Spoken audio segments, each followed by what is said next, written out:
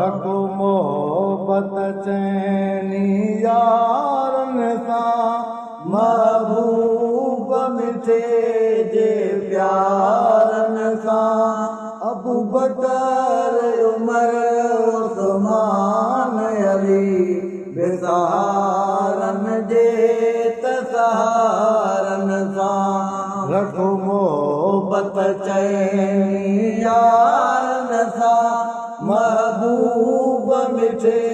जे प्यारन सां अबू बकर उमर उस्मान अली बेसहारन जे तसहारन सां अबू बकर सदाई साथ ॾिनो हर मौके ते हो हबीबन जो अबू बकर सदाई साथ ॾिनो हर मौके ते हो हबीबन जो घर वार सफ़र में रफ़ीक बणियो मुझे आटायर भी अजीबन जो घर वार सफ़र में रफ़ीक बणियो मुझे आटायर भी अजीबन जो वध साह कंहिंखे मोहब्बत हुई महबूब मदीने वारन सां अबू बकर उमर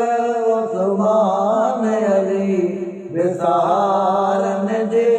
तसहारन सां वध साह कंहिंखे मोहब्बत हुई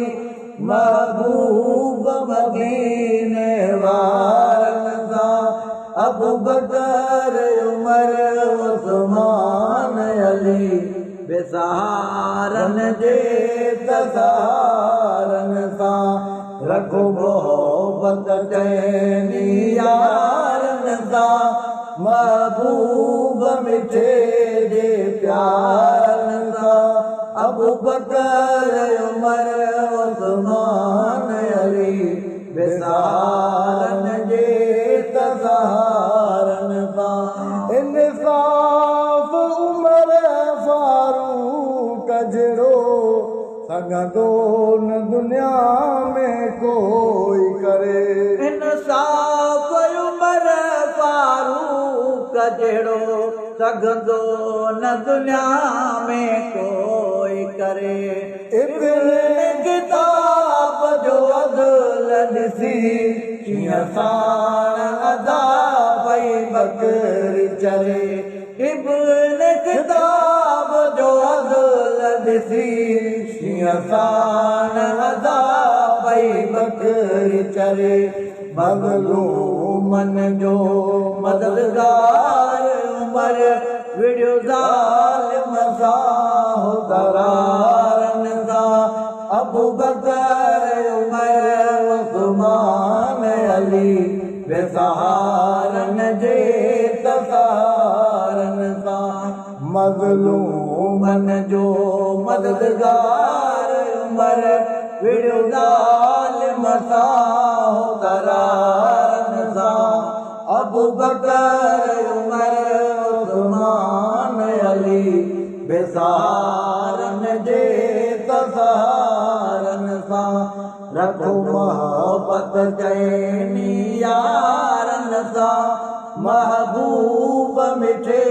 जे प्यारन सां अबू बकर उमर उस्मान अली बेसहारन जे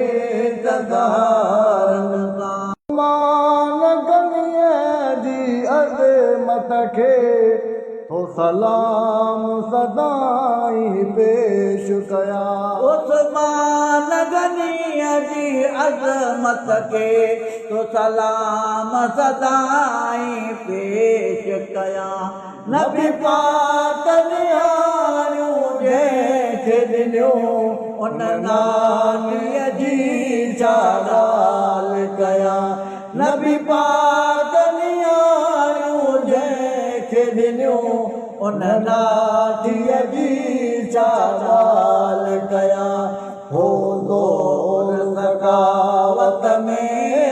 सदा हुब जंहिंखे टीह सिपारनि सां अबू बकर उमर उस्मान अली विसारनि जे तसारनि सां हो ज़ोर सखावत में सभ खां हुब जंहिंखे टीह सिपारनि सां अबू बकर उमर उस्मान अली विसारनि जे तसारनि सां रखो मोहबत चइनी यारनि सां महबूब मिठे जे प्यारनि सां अबू बकर उमर उस्मान अली विसारनि जे तसारनि सां आशेर खुदा जो अली हैदर जंहिं कोट गिरायो खैबर वार आशेर खुदा जो अली हैदर जंहिं कोट गिरायो खैबर वार वारिस वली अल्लाह दिलदार नबी जो दिलबर वारिस वली अल्लाह दिलदार नबी जो दिलबर भली मुनकर कोई मञे न मञे हुब जंहिं रखी टिन यारनि सां अबू बकर उमर उस्मान अली विसारनि जे तसारनि सां भली मुनकर कोई मञे न मञे हुब जंहिं रखी टिन यारनि सां अबू बकर उमर उस्मान अली विसारनि जे तसारनि सां इन यारनि जो छा शान लिखे हीअ अब्दुल हलीम दर्स वदा इन यारनि जो छा शान लिखे